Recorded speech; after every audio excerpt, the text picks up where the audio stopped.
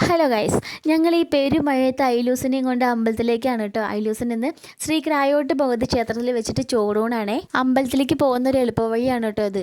അതുകൂടെയൊക്കെ ചാടി പറഞ്ഞ് ഞങ്ങളിതേ അമ്പലത്തിൽ. ഇതാണ് ശ്രീ ക്രായോട്ട് ഭഗവതി ക്ഷേത്രം കേട്ടോ.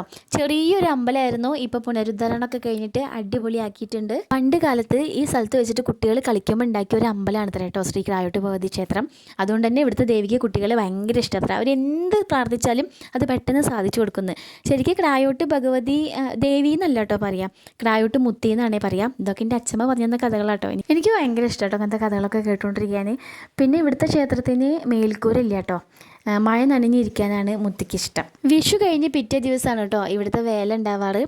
എല്ലാ ഏപ്രിൽ 12-ാം തീയതിയും എൻ്റെയും എൻ്റെ കുട്ടികളുടെയും പ്രോഗ്രാം ഇവിടെ ഉണ്ടായിരിക്കും കേട്ടോ. ഞങ്ങൾ അവിടെ എത്തിയപ്പോൾ സമയമായിട്ടുണ്ടായിരുന്നില്ല കേട്ടോ.